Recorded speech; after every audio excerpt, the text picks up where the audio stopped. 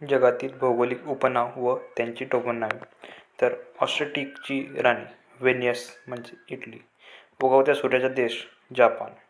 काळे खंड आफ्रिका. कंगारूची भूमी ऑस्ट्रेलिया. गगनचुंबी इमारतीचे शहर न्यूयॉर्क. चीनचे अश्रू व्यांगसो नदी. त्यानंतर गोऱ्या माणसाचे कब्रस्तान गिनीचा किनारा. त्यानंतर जगाचे छप्पर पामीरचे पठार. दक्षिणेकडील इंग्लंड न्यूझीलंड. त्यानंतर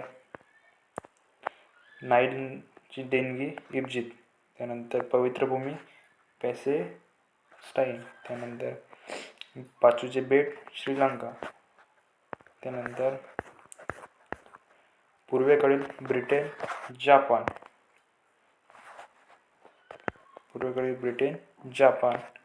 त्यानंतर भूमध्य सागरी किल्ली जिब्राल्टर. मध्यरात्रीचा सूर्याचा प्रदेश नॉर्वे. गव्हाचे कोठार युक्रेन. महाराष्ट्रातील जिल्ह्याची टोपणनावे. 7 बेटांचे शहर मुंबई. 52 दरवाजाचे शहर छत्रपती संभाजीनगर. त्यानंतर भारताचे प्रवेशद्वार मुंबई. तांदूळाचे कोठार रायगड. ज्वारीचे कोठार सोलापूर. कापसाचा जिल्हा यवतमाळ. त्यानंतर चुनखडी सगळ्यात जास्त प्राप्त होते आपल्याला यवतमाळ जिल्ह्यामधून. त्यानंतर साखर कारखान्याचा जिल्हा अहमदनगर. त्यानंतर द्राक्षाचा जिल्हा नाशिक.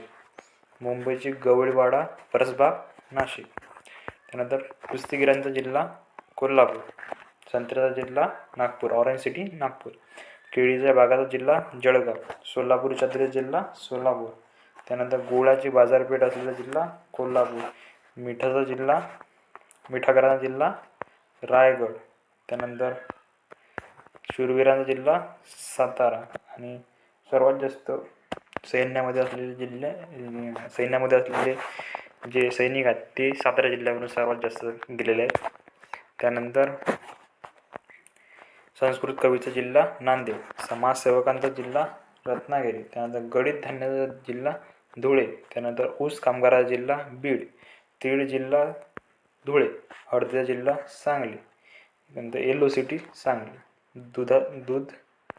तुपाचा जिल्हा धुळे. शिक्षणाचे माहेरघर पुणे. आदिवासीचा जिल्हा नंदुरबार.